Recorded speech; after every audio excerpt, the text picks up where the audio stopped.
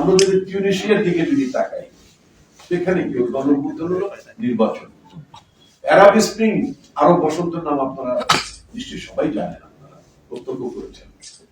এই আরব বসন্তের পরে যে জাগরণ ঘটেছে, যে বিভিন্ন দেশে দেশে যে জাগরণ ঘটেছে, স্বৈরাচারী সরকারগুলো যখন পতন ঘটেছে, তারপরে ফলাফলটা কি? ফলাফলটা নির্বাচন। সুদানের কি নির্বাচন, সমস্ত জায়গায় নির্বাচন, স্লোভাকিয়া নির্বাচন। নির্বাচন হচ্ছে একমাত্র সরকার। নির্বাচন যদি প্রকৃতপক্ষে একটা ভালো নির্বাচন হয়, তাহলে সরকার জনগণের কাছে জবাবদিহিতা করে। কারণ জনগণ চায় তার ভোটে এমপি হবে, সেই এমপিদের ভোটে প্রধানমন্ত্রী হবে। সুতরাং ভালো কাজ না করলে, যদি গণতন্ত্র প্র্যাকটিসটা থাকে, ভালো কাজ না করলে জনগণ তাকে দ্বিতীয়বার ক্ষমতা আসতে দেয় না, এবং ক্ষোভের মধ্য দিয়ে সে সরকারের পতন করে। শুধু ডেমোক্রেসি যে অ্যান্সার।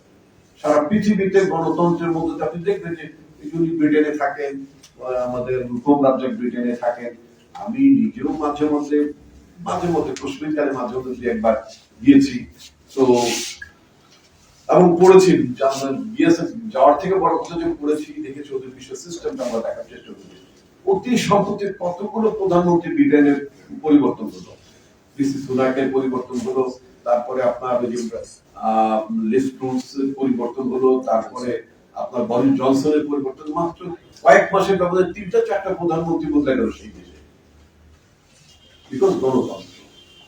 ওখানে খুনোখুনির ঘটনা ঘটেনি, গুমের ঘটনা ঘটেনি, কারাগারে পাঠানোর ঘটনা ঘটেনি প্রতিপক্ষে। গণতন্ত্র হচ্ছে অ্যান্সার। গণতন্ত্রের মধ্য দিয়ে একটা দেশ স্থিতিশীল থাকে এবং জনগণের কাছে জবাবদিহি করে। আমরা আমাদের দেশে কিছু কিছু লোক বলা শুরু করেছেন সংস্কার এবং বিচার করতে। ফাইন, সংস্কার এবং বিচারের বেলায় তো কারণ আপত্তি নেই, বিচার তো হতেই হবে।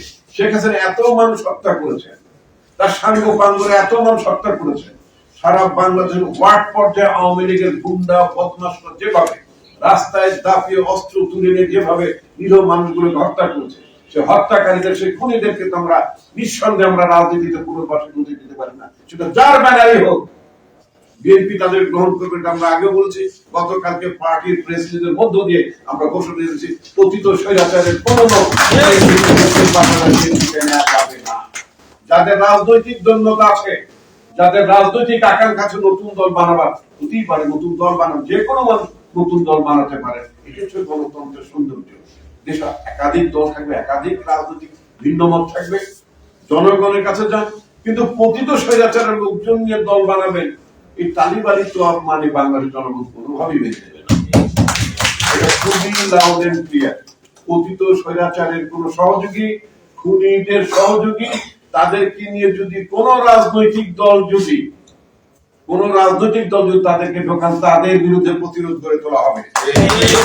এবং তাদেরকে নিয়ে যদি কেউ নতুন কোন রাজনৈতিক দল বানাবার যদি কোন রকম অভিলাষ থাকে, অভিপ্রায় থাকে, তাদেরকে হুঁশিয়ার করে দিতে চাই, তাদের বিরুদ্ধেও কিন্তু জনগণের ক্ষোভ বেড়ে যাবে। তাদের বিরুদ্ধে লড়াই করবে। এটা আমরা অ্যাকসেপ্ট করব না। এখন বলেন বিচারের কথা, বিচার হতে হবে, সেখানে বিচার হতে হবে, তার সাঙ্গ পাঙ্গদের বিচার হতে হবে। সেটা সচিবালয়ে বলেন, সেটা পুলিশে বলেন, বিচারালয়ে বলেন। যারা জনগণের বিরুদ্ধে দাঁড়িয়েছে, জনগণ অধিকার হরণ করেছে, দেশের টাকা লুট করেছে, দেশের সম্পদ বিনষ্ট করেছে, তাদের প্রত্যেককে আমরা বিচার আওতায় আনি। এই বিচার চলতে বছরের পর বছর, এই বিচার চলতে সময় নিতে পারে, 10 বছর 20 বছর নিতে পারে। এমনকি শেখ হাসিনা তার পিতার হত্যাকারী বলে তাদেরকে তিনি দাবি করেছেন, তাদের বিরুদ্ধে বিচার করে তাদেরকে ফাঁসিতে ঝুলেছেন। ফাঁসিতে ঝুলাতে কত বছর লেগেছে? 7 বছর 8 বছর, নিশ্চয়ই সময় লেগেছে।